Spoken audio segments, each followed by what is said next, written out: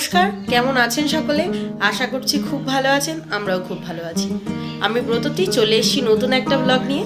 তো আজকে সারাদিন কি করলাম, কি খাওয়া দাওয়া করলাম, আজকে তো প্রায় বিয়ে বাড়ির আয়োজনের মতন করে খাওয়া দাওয়া হয়েছে, তো সেটাই আপনাদের সাথে শেয়ার করবো।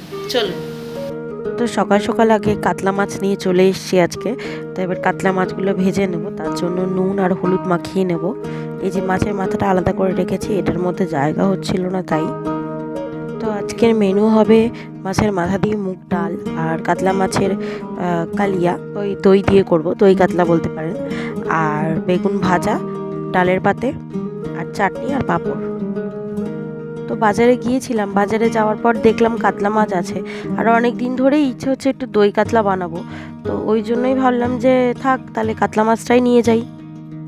কাতলা মাছ যখন নিলাম তখন ভাবলাম যে থাক তাহলে একটু বিয়েবাড়ি স্টাইলের মতন করেই বানাই, যাতে একটু খেতে ভালো লাগে।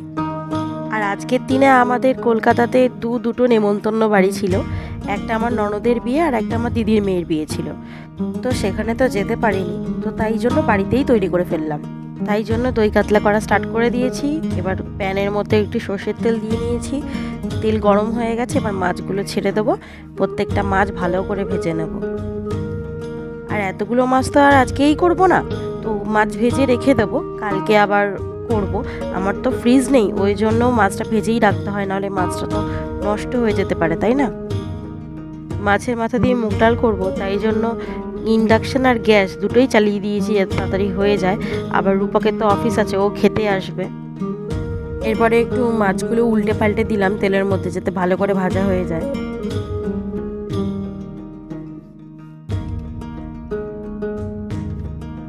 এই মাছ ভাজতে ভাজতেই আমি এদিকে সবজিটা কেটে নিয়েছি, টমেটো, পেঁয়াজ, কাঁচা লঙ্কা, বেগুন। আর ডালের জন্য কাঁচা লঙ্কা আর টমেটো একরকম, আর পেঁয়াজ, টমেটো, কাঁচা লঙ্কা ওটা আলাদা কালিয়ার জন্য, মানে দই কাতলায় যাবে। এই যে এটা পেস্ট করছি, তো এটা আলাদা যাবে দই কাতলার জন্য।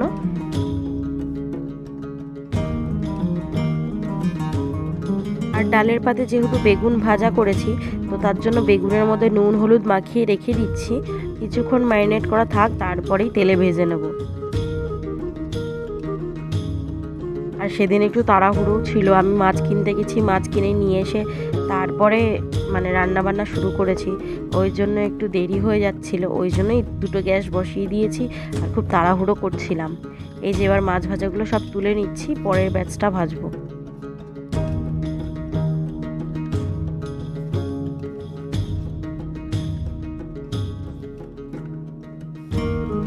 এবার একে একে প্রত্যেকটা মাছ দিয়ে দিচ্ছি, মাছগুলো এবার ভেজে ফেলবো।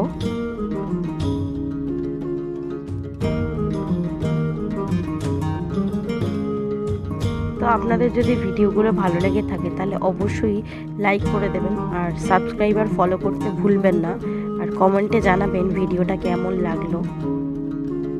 এই যে প্রথমে মাছগুলো ভাজা হয়ে গেছে, এবার দেখছিলাম অনেক দেরি হয়ে যাচ্ছে, তাই জন্য গ্যাসের মধ্যে ফ্রাই প্যানটা বসিয়ে দিয়েছি, আর ওখানে মাছটা ভাজা হচ্ছে। আর এই যে ইন্ডাকশানের মধ্যে কড়াই বসিয়ে প্রথমে মুগ ডালটা একটু সাঁতলিয়ে নিচ্ছি, যেটাকে বলে হালকা টেলে নেওয়া। তো এদিকে মাছটা ভাজা হচ্ছে আর ওদিকে মুগ ডালটাকে ভালো করে সাঁতলিয়ে নিচ্ছি, তারপরে প্রেসার কুকারে দিয়ে সিদ্ধ করব।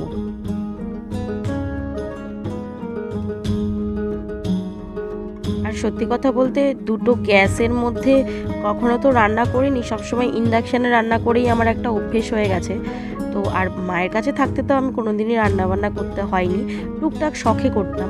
তো তাই জন্য মানে আমার একটু অসুবিধাই হচ্ছিল দুটো গ্যাসের মধ্যে একসাথে করতে, ভয় লাগছিল কোনটাতে কি প্রবলেম হবে না হবে। আর তার উপর আবার এই গ্যাসের সিলিন্ডারটা আমি একটা টুলের উপর বসিয়ে নিয়েছিলাম, বারবার নিচু হতে হতে কাজ করতে করতে প্রবলেম হচ্ছিল, ওই জন্য একবারে টুলের উপর বসিয়ে নিয়েছিলাম, দাঁড়িয়ে দাঁড়িয়ে দুদিকটা সামলাচ্ছিলাম। আর তেল গরম করে অন্য কড়াইয়ে বেগুনটা ভেজে নিলাম। যে মশলাটা করেছিলাম না, তার মধ্যে আমি একটু পোস্ত দিতে ভুলে গিয়েছিলাম, একটু কাজু বাদাম দিলেও ভালো হতো, তো একটু পোস্ত ছিল ঘরে, একটু বেশি করে পোস্তই দিয়ে দিলাম। তারপরে এই যে মিক্সিতে ব্লেন্ড করে নিয়েছি, কাজু বাদাম দিলে আরও একটু ভালো হয়। আর আমি দেরাদুন রাইস নিয়ে এসেছিলাম, সেই দেরাদুন রাইস জলে ভিজিয়ে কিছুক্ষণ রেখে রাইস কুকারে বসিয়ে দিয়েছি। আর এখানে কিছুই না, দইটাকে ভালো করে ফ্যাটিয়ে নিচ্ছি। আর দেখতেই পেয়েছেন যে ডালটাকে আমি সিদ্ধ করতে বসিয়েছিলাম, সেই ডালটা সিদ্ধ হয়ে গেছে, একটু ডালে কাটা মেরে নিয়েছি। এরপরে দই কাতলাটা বসিয়ে দেবো। তো তাই জন্য আগে প্রথমে সর্ষের তেল দিয়ে দিয়েছি। সর্ষের তেল বলতে যেটা মাছ ভাজার তেল ছিল তার সাথে আর একটু সর্ষের তেল মিক্স করে তেলটাকে ভালো করে গরম করে নিয়েছি। আর শুকনো লঙ্কা দিয়েছি, তেজপাতা ফোড়ন দিয়েছি আর জিরে ফোড়ন দিয়েছি। ফোড়ন দেওয়ার পর যে মশলাটা ছিল মিক্সিতে করে রেখেছিলাম সেটা দিয়ে দিয়েছি আর একটু আদা রসুনের পেস্ট দিয়ে ভালো করে কষিয়েছি। আর এই দিকে ইন্ডাকশানে আমি প্রথমে ওই মাছ ভাজার তেলটা থেকেই একটু তেল নিয়ে আর তেলটাকে গরম করতে বসিয়ে দিয়েছি কড়াইয়ের মধ্যে। তার মধ্যে জিরে ফোড়ন দিয়েছি, শুকনো লঙ্কা ফোড়ন দিয়েছি আর তেজপাতা ফোড়ন দিয়েছি। দিয়ে তারপরে টমেটোটা ফোড়ন দিয়ে দিয়েছি আর কাঁচা লঙ্কা দিয়ে দিয়েছি। দিয়ে তারপরে যে মাছের মাথাটা ছিল সেই মাছের মাথাটা দিয়ে দিয়েছি এবং মাছের মাথাটা ভালো করে ভেঙে নিলাম। এরপরে ভালো করে একটুখানি ভাজা ভাজা হয়ে গেলে তারপরে ডালটা দেবো। ডালটা একটু আমি বেশি কাটা মেরে ফেলেছি, এতটা ডাল কাটা না মারলেও চলতো, তো কি আর করা যাবে, তাড়াহুড়োর সময় ছিল, মাথা কাজ করেনি, করে ফেলেছি। তো ডালটা দিয়েছি কিছুক্ষণ, তারপরে ডালটা দিয়ে ফুটিয়ে নেওয়ার পরে একটু জল দিয়ে দিয়েছি আর এখন দিয়ে দিলাম নুন দেওয়ার পর হলুদ দিলাম, হলুদ দিয়ে এবার ডালটাকে ভালো করে ফুটতে দেবো। ও আমি একটু চিনিও দিয়েছিলাম ডালে, আমি বরাবরই একটুখানি চিনি দিই, যাতে আমার মনে হয় ডালে একটু চিনি দিলে ভালো লাগে, তো সেই জন্যই। এদিকে দেখতেই পাচ্ছেন ডালটা ফুটে গেছে, আর বেশি ফোটাবো না। আর এদিকে মশলাটা কষে গিয়ে তলায় লেগে যাচ্ছে কড়াইয়ের সাথে, তো ভালো করে মশলাটাকে কষিয়ে নিয়েছি। এবার আর কিছুই নয়, দইটা দিয়ে দেবো। দিয়ে দইটা দিয়ে ভালো করে মশলাটাকে কষাবো। দই থেকে কিছুটা জল ছাড়বে, তো ওই জলের মধ্যেই মশলাটাকে কষাবো। আমি ইন্ডাকশানে রান্না করেছি, আমি এই যে মিনি সিলিন্ডার যেটাকে বলে সেই গ্যাসেও রান্না করছি, বাট আমার মনে হয় ইন্ডাকশানের থেকে মিনি সিলিন্ডারে বেশি তাড়াতাড়ি রান্না হয়। তো এই দেখতে পাচ্ছেন তেল ছেড়ে দিয়েছে, এবার আমি মশলাগুলো দিয়ে দিই। একদম নামমাত্র হলুদটা দিলাম আর লঙ্কার গুঁড়ো দিয়েছি, এই যে জিরের গুঁড়ো দিলাম আর ধনের গুঁড়ো দিলাম, আর এটা হলো কাশ্মীরি রেড চিলি পাউডারটা দিলাম, আর নুন দিচ্ছি আর একটুখানি চিনি দিচ্ছি ঝালটা যাতে ব্যালেন্স হয়। এবার কিছুই না, মশলাগুলোকে ভালো করে মিক্স করে নেবো। আমার প্রথমে ইচ্ছে ছিল দই কাতলা বানাবো, তো একটু সাদা সাদা বানাবো, দুর্ভাগ্যবশত তা হলো না, রঙটাই আলাদা হয়ে গেল। তো ওটাকে কষাতে বসিয়ে দিয়ে ডালটাকে আর ফোটাবো না, কারণ মুগ ডাল অলরেডি একটুখানি ঘন হয়েই যায়। তো তার ওপর থেকে মানে গ্যাস থেকে নামানোর সময় গরম মশলা আর একটু ঘি ছড়িয়ে দিলাম আর ইন্ডাকশান বন্ধ করে দিলাম আর ফিরে এলাম আমাদের দই কাতলাতে। তো যেটা বলছিলাম, দই কাতলা একটু সাদা সাদাই আমার খেতে বেশি ভালো লাগে। দুর্ভাগ্যবশত কালারটা চেঞ্জ হয়ে গেল, তো কোনো ব্যাপার না, বিয়েবাড়ি দই কাতলা একটু লাল লালই হয়, তো তাই জন্যই আমি একটু কাশ্মীরি রেড চিলি পাউডারটা দিয়েছি, যাতে কালারটা একটু লাল লাল আসে। তো দেখতেই পাচ্ছেন মশলা ভালো কষে গেছে, জল শুকিয়ে গেছে, আমি আরেকটু জল দিয়ে নিচ্ছি। এরপরে মাছগুলো দিয়ে দেবো। তো ঝোলটা ফুটে গেছে, এবার মাছগুলো দিয়ে দেবো। আর আমি ঝোল বেশি করব না, গ্রেভি মতন রাখবো, বিয়েবাড়িতে যেরকম হয় আর কি সেরকম রাখবো। আর আমি তো সব মাছগুলো দিইনি, আপনাদের তো আগেই বললাম 6 পিস মতন মাছ বানাবো আমাদের 3 জনের দুবেলার। আর যা মাছ থাকবে সেটা ভেজে রেখে দেবো, পরের দিন রান্না করে ফেলবো। তো দেখতেই পাচ্ছেন ঢাকা খুলে নিয়েছি, ঝোল ফুটে উঠেছে আর মাছও ভালো করে ঝোলের সাথে মিশে গেছে। আর কিছুক্ষণ ফোটাবো, মানে ঝোলটা একটু কমে এলে, যে দেখতেই পাচ্ছেন তেল ছেড়ে দিয়েছে ওপর থেকে, তো ঝোলটা মোটামুটি প্রায় কমেই এসছে। আর কিছুক্ষণ ফুটিয়ে এর ওপর গরম মশলা দিয়ে দেবো। আমি ওপর থেকে একটু ঘি আর গরম মশলা ছড়িয়ে দিয়েছিলাম, সেই ক্লিপটা নেওয়া হয়নি। তো যাই হোক, ছোটো কড়াইটা আবার বসিয়ে দিয়েছি আর তার মধ্যে অল্প তেল ছিল, সেই তেলের মধ্যে কটা পাঁপড় ভেজে নিলাম। প্রথমে তো ভাবিনি যে পাঁপড় ভাজবো, আর চাটনির জন্য আমি টমেটো কাটিনি, তো তারপরে ভাবলাম সবই যখন হচ্ছে তাহলে একটু চাটনিই করে ফেলি। তো তাই জন্য প্রথমে পাঁপড়টা ভেজে নিই, তারপরে ওই তেলের মধ্যে আমি টমেটো দিয়ে চাটনিটা করে ফেলবো। এই যে দেখতেই পাচ্ছেন পাঁপড় ভাজা হয়ে গিয়েছে, আর কড়াই যে তেলটা ছিল সেইটার মধ্যে 5 ফোড়ন দিয়েছি, শুকনো লঙ্কা ফোড়ন দিয়েছি, দিয়ে টমেটোটা দিয়ে দিয়েছি। আর এই টমেটোটা আমি পরে কেটে তারপরে বসালাম। তারপরে তো আমি রূপককে আসার সময় বলছিলামও যে তুমি একটু মিষ্টি কিনে নিয়ে আসো, তাহলেই হয়ে যাবে, আর কিছুই বাকি থাকবে না। তো তারপরে বললো যে আমার আসতে দেরি হতে পারে আর আমার তাড়াহুড়ো থাকবে, ওই জন্য আর আমি কিছু বললাম না। আমি বললাম ঠিক আছে, কোনো ব্যাপার না, মিষ্টিটা পরের দিন খেয়ে নেবো। তারপরে ভেবেছিলাম একটা দুধের প্যাকেট নিয়ে এসে একটু সিমুই বসাবো, তো আমার হাতে টাইম হয়নি, ওই জন্য আমি আর বেশি বাড়াবাড়ি করিনি। এই যে টমেটোর মধ্যে একটু নুন দিয়ে দিয়েছি আর একটু খেজুর ছিল, খেজুরটাকেও দিয়ে দিলাম।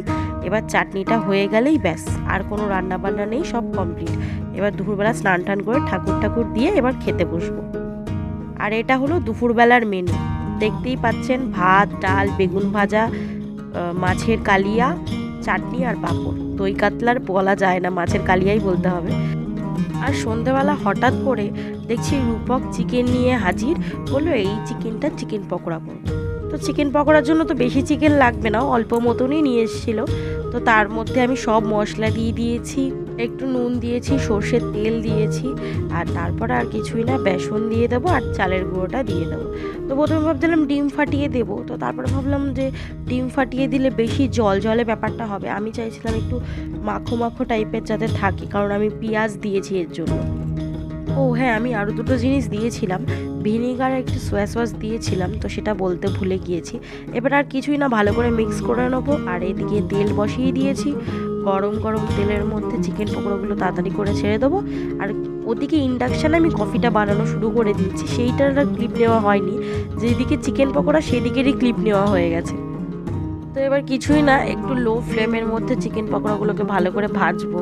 আর তারপরে ভালো করে ভাজা হয়ে গেলে একটু হাই ফ্লেম করে জিনিসগুলোকে, মানে পকোড়াগুলোকে একটু গোল্ডেন ব্রাউন করে ভেজে নিলেই ব্যাস রেডি। আমি বেসন আর চালের গুঁড়োটা আপনারা দেখতে পাবেন বেশি দিইনি, কারণ আমার চিকেন পকোড়ার মধ্যে বেশি কঠিন ভালো লাগে না। তো এই যে দেখতেই পাচ্ছেন নর্মাল চিকেন দেখা যাচ্ছে ওপর থেকে, তো সেই রকমই কঠিন আমি পছন্দ করি। আর এই যে সবাইকে ভাগ করে দিয়ে, এই যা এটা হচ্ছে আমারটা। আর বলছিলাম না যে কফি বানিয়েছি, এই যে কফি, এটা কিন্তু আমার বর বানিয়েছে। সারাদিন তো রান্না বান্না করলাম, ভালো মন্দ খেলাম দুপুরবেলা অবধি। তো রাত্রিবেলা রান্না ছিল, ভাত করে নিলেই হয়ে যেত। তো ও বললো যে চলো অন্য কিছু খাই, একটু ভাত থাকলে থাকবে, অন্য কিছু খাই। আমি বললাম কী খাবে? বললো রুমালি রুটি খাবো আর বাটার চিকেন খাবো। তো তাই নিয়ে এলাম। এখন বাড়ি যাই, গিয়ে রাত্রিবেলা ডিনারটা করতে বসবো। এই যে রুমালি রুটি আর বাটার চিকেন আর স্যালাডটা ওরাই দিয়েছে, আর এইভাবেই দিনটা কেটে গেল। তো ভিডিওটা কেমন লাগলো অবশ্যই কমেন্টে জানাবেন, আর যদি ভালো লেগে থাকে লাইক করে দেবেন, সাবস্ক্রাইব করে দেবেন।